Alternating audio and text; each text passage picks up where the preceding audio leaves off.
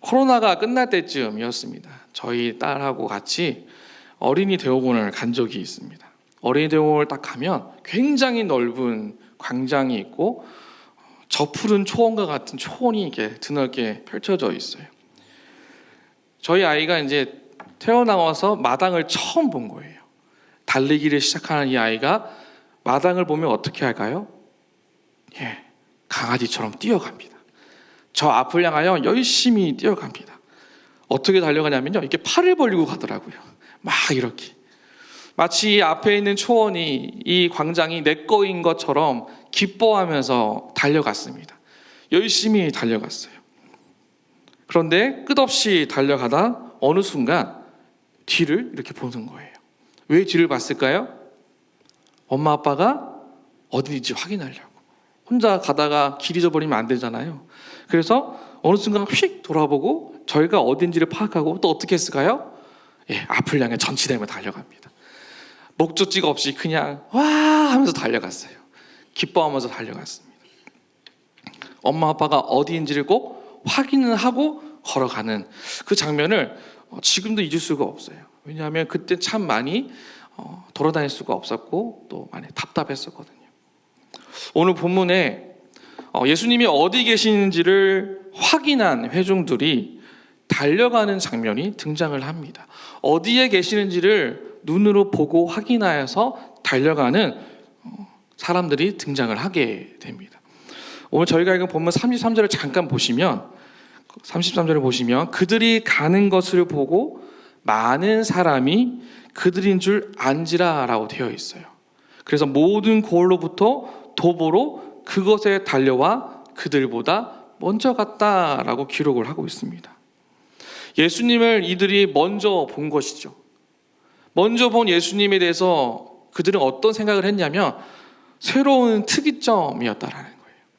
여러분, 이 특이점이라는 표현은 양자 물리학 용어인데요. 어떤 뜻이냐면 다른 것과 구별된 특별한 상태를 말합니다. 다른 것과 구별된 특별한 상태, 그게 양자 물리학이라는 그 과정에서 나오는 용어입니다.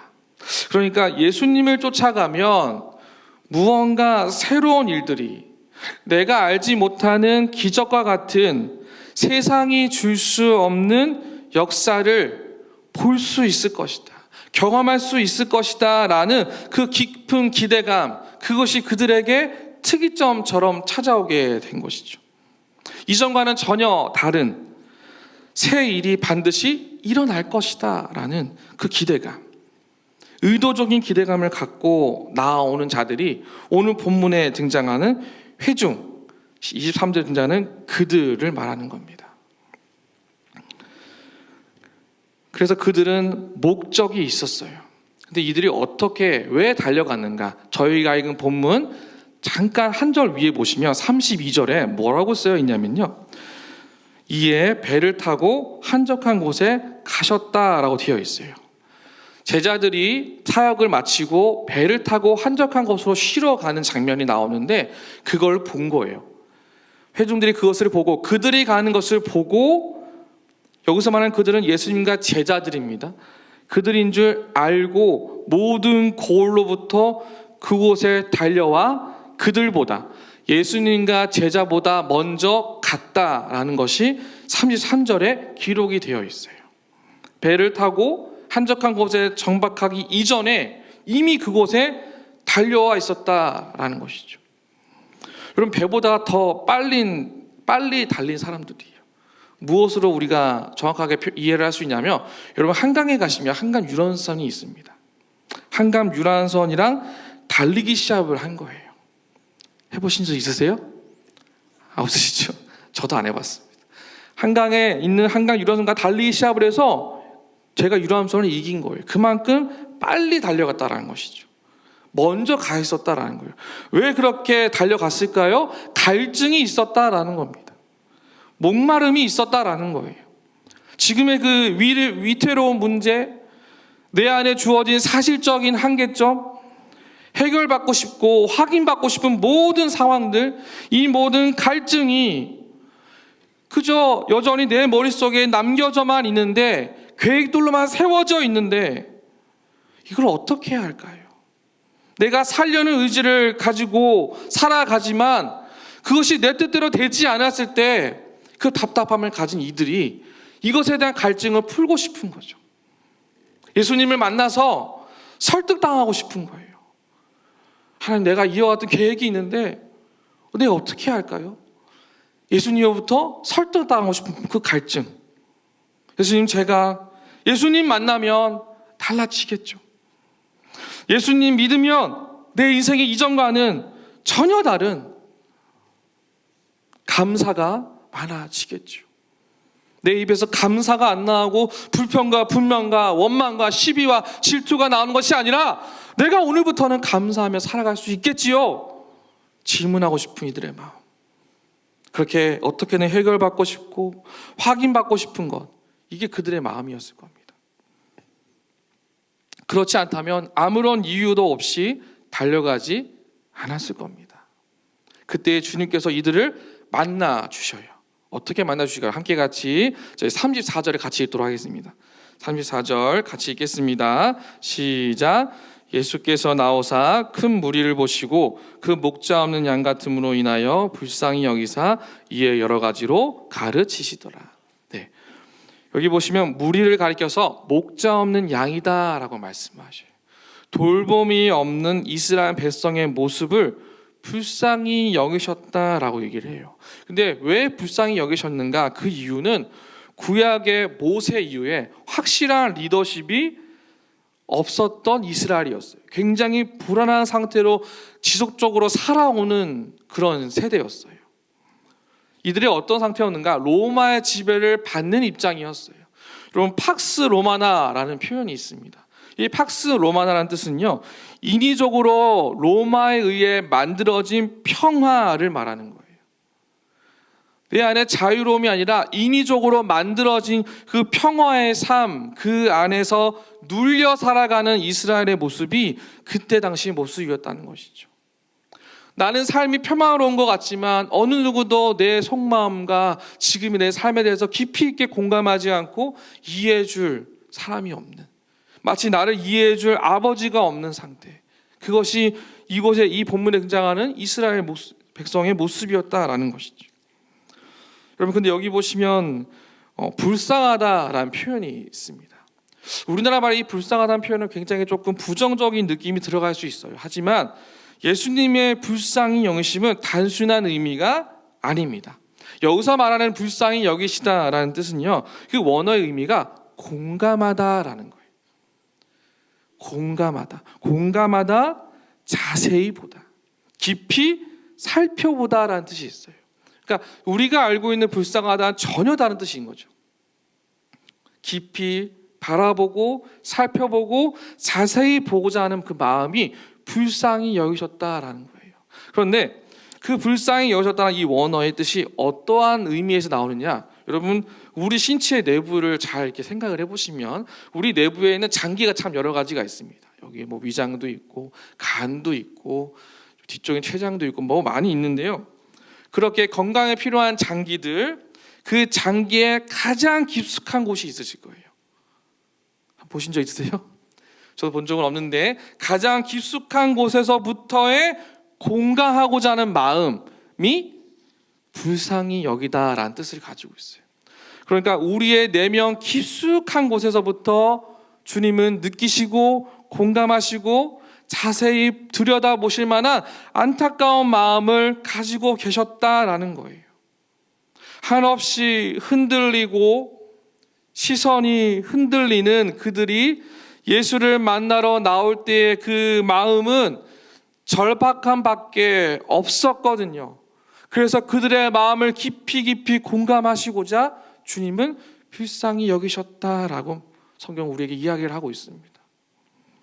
자, 그렇게 바라보셨다면 문제에 답을 주시거나 확실한 약속을 주시거나 이제 더 이상 내가 불안하지 않고 살아갈 수 있을 것이라는 그 결단과 다짐을 내게 주시면 참 좋을 것 같은데 성경은 우리에게 예수님이 뭘 하셨다고 얘기하고 있어요? 34절 하반절을 보시면 예수님이 여러 가지로 가르치셨다라고 기록합니다. 답을 주신 것이 아니라 가르치셨다. 이 가르치셨다라는 원어는 디다스코인데요. 가르치다, 배우다, 쫓아가다라는 뜻을 가지고 있어요. 그러니까 무엇을 말하는가? 내가 배움으로써 목표가 생기는 거예요. 내가 말씀을 듣고 깨달아 알므로써 삶의 현장에서 목표가 생긴 거예요. 예수님이 그것을 우리에게 가르쳐 주신 것이죠. 말씀을 듣고 깨달았으니 이전처럼 똑같은 실수를 반복하며 사는 것이 아니라 그 실수를 반복하지 않을 수 있는 그 가르침, 그 지혜를 생길 수 있도록 주님은 우리에게 가르쳐 주셨다라는 거예요. 더 나아가서 오늘 이 자리에서 말씀을 듣고 삶의 현장에 적용하기 위해서 삶의 현장 속에서 말씀을 보고 듣고 깨달아 살아갈 수 있게끔 그 말씀을 추격하도록 만드신다라는 것이죠. 여러분, 추격은요, 목표가 필요합니다. 따라잡아가야 할 대상이 반드시 존재해야 추격이라는 표현이 성립이 되는 거예요. 그러니까 예수님의 가르침은 저와 여러분을 말씀을 들음으로 무언가를 추격하도록 만드신다라는 거예요. 내게 주어진 말씀을 듣고 깨달아서 내가 추격하도록 만드신 하나님. 한 번 듣고 끝나는 것이 아니라 추격하듯 달려가는 것.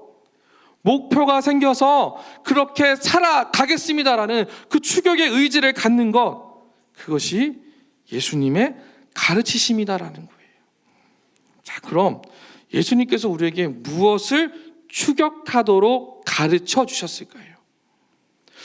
저희가 이 시간 성경을 한번 찾아보도록 하겠습니다. 성경을 잠깐 찾아볼 건데요. 마태복음 22장을 한번 보겠습니다. 성경 앞쪽으로 가시면 마태복음 22장 37절에서 40절까지 말씀이 있는데요. 성경을 한번 찾아보도록 하겠습니다.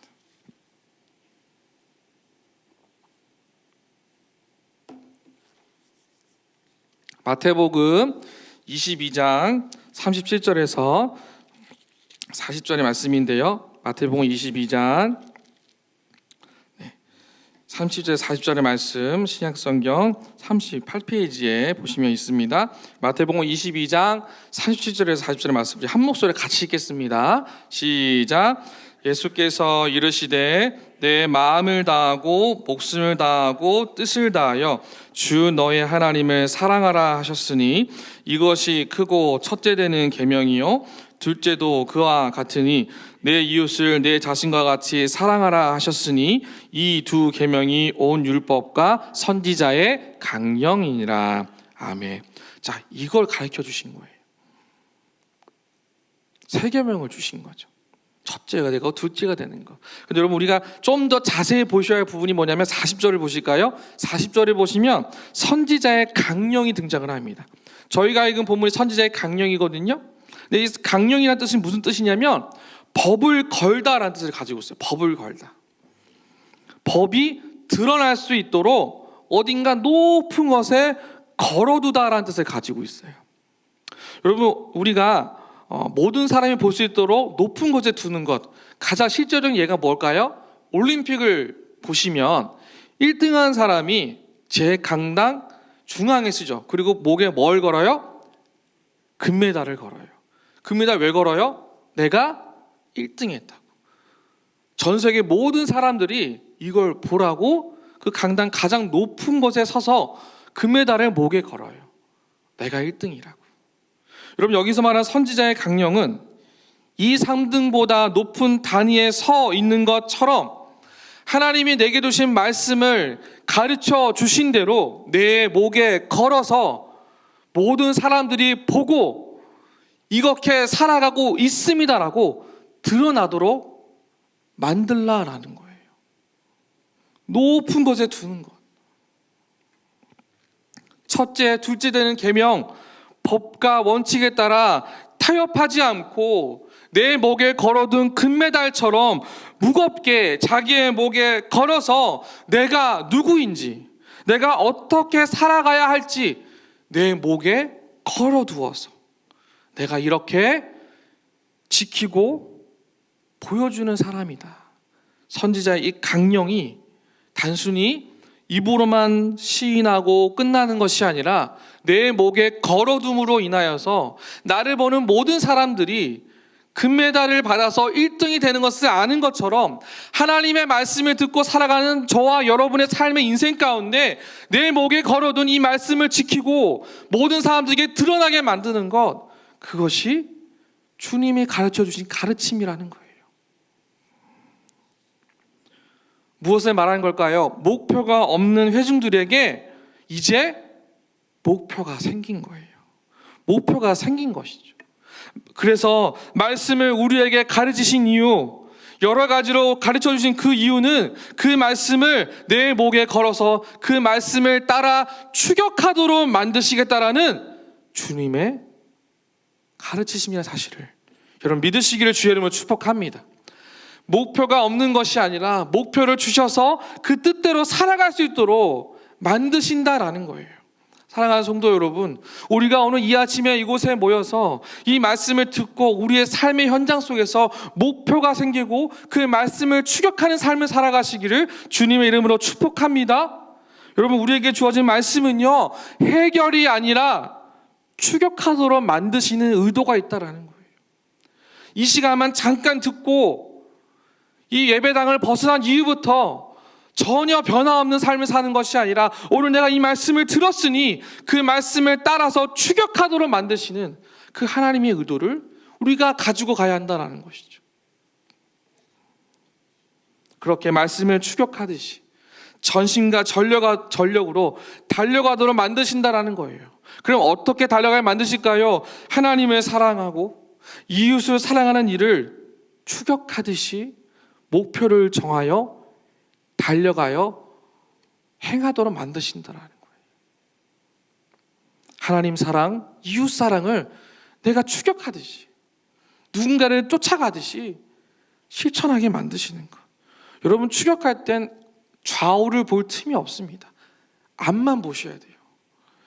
그걸 해내야 되거든요. 따라잡아야 되거든요. 여러분, 말씀을 따라 살아가는 우리는요, 다른 걸 볼 틈이 없다라는 거예요. 나를 부인하고 나의 십자가를 지고 주님과 함께 동행할 수 있는 이 일에 추격하듯이 열심을 다하도록 만드신다라는 겁니다. 그래서 지금 여기까지 달려온 그 열정과 그 힘을 기억하여 표대를 온전히 세워서 달려갈 수 있는 힘을 기를 수 있도록 만드시는 그 예수님을 오늘 이 시간 우리가 바라보시며 나아가는 은혜가 있으시길 주의 이름으로 축복합니다. 사랑하는 성도 여러분, 오늘도 말씀을 추격하여 살아가려고 이 자리에 오셨습니까? 오늘도 내게 가르쳐 주신 대로 그 방향을 정확하게 정하여서 내게 주어진 것을 붙잡고 추격하여 걸어가기 위해 오늘 이 자리에 오셨습니까? 여러분, 주님이 우리에게 가르쳐 주신 그 이유는 간단해요. 오늘도 저와 여러분의 삶의 현장에 깊이 공감하시고 자세히 들여다보길 원하시는 거예요. 그렇게 자세히 우리의 삶의 현장에 개입하시길 원하시는 거예요. 왜 개입을 하실까요? 세상에 줄 수 없고 이전에 경험하지 못한 그 놀라운 예수 그리스도의 가르침 가운데 온전히 나아가는 은혜를 추격하여 걸어가자. 그것을 우리에게 말씀하신다는 것이죠. 여러분, 성경에 다니엘의 세 친구 이야기가 기록되어 있습니다. 여러분 다 아시죠? 아시죠? 이걸 아셔야 진행이 됩니다. 여러분, 다니엘의 세 친구 아실 거예요. 주일학교 때부터 참 많이 들었어요. 수없이 많이 들었어요.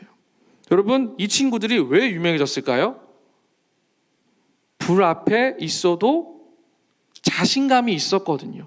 불구덩이에 들어가도 살아서 나왔거든요. 제가 초등부 사역을 할 때 이제 설교로 이 다니엘 세 친구 이야기를 한 적이 있습니다. 열심히 그 성경학교대 설교를 막 하고 캠프파이어를 이제 준비를 했어요. 근데 어떤 아이가 캠프파이어를 하면 다들 이렇게 중앙에 나무를 세우고 주변에 이게 좀 떨어져 나와 있었는데 걔가 그 나무 장작 앞에 있는 거예요. 거기 왜 있니? 그랬더니 목사님 타지 않는다면서요. 믿음 있으면 타지 않는다면서요. 저는 오늘 그걸 해볼 겁니다. 그래서 이리 와. 거기 있으면 안 돼. 데리고 왔었어요. 여러분, 다니엘의 세 친구를 왜 읽을까요? 불이 났는데 가만히 계시기 위해서 있을까요? 여러분, 그러시면 안 됩니다. 불 앞에 난 타지 않을 것이다. 그것을 말하는 것이 아니라 그들이 가진 주님을 향한 순전한 믿음에 주목해서 보셔야 되는 것이죠. 불 앞에 서 있는 것처럼 뜨거워서 견딜 수 없는 그 마음의 답답함, 육신의 아픔, 삶의 무너짐, 이것 때문에 남김없이 내 속이 까맣게 타들어가는 답답함 앞에서도 내 믿음 달라질 것 없다. 우린 그것을 바라봐야 하지 않을까요?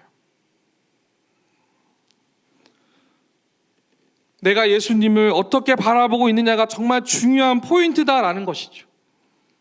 내 앞에 불이 있을지라도 내가 주님을 어떻게 바라봐야 하는가, 예수를 바라보는 시선에 자신감이 있어야 할 줄로 믿습니다. 이것이 나를 까맣게 타들어가게 하고 나를 다 없애버릴 만큼 위협할지라도 우리가 그 불 앞에 있는 순간순간마다 그 문제 앞에서 예수 그리스도를 자신 있게 바라보는 시선, 그것이 우리에게 필요한 은혜인 줄로 믿습니다. 그렇게 단단하고 분명한 내 믿음의 자신감을 갖고 주님 앞에 나아가셔야 한다라는 겁니다. 여러분, 주님 바라보는 눈빛에 믿음이 들어가면 확신이 생긴다라는 거예요. 어떤 확신이요? 그가 나를 실만한 곳에 인도하시고 쉼을 주실 수 있으신 분이시다. 내게 필요한 것을 공급하셔서 내가 살아있음을 늦게 만드시는 분이시다. 내 인생을 책임지시고 이끄시는 분이시다. 이 믿음의 자신감이 우리의 시선에 있어야 할 줄로 믿습니다.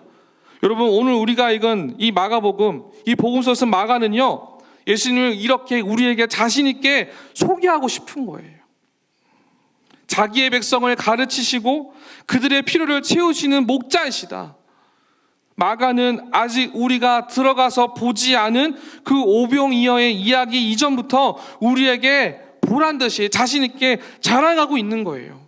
뭐라고요? 당신이 성경으로 만난 예수님은 반드시 당신의 필요를 채워주실 겁니다.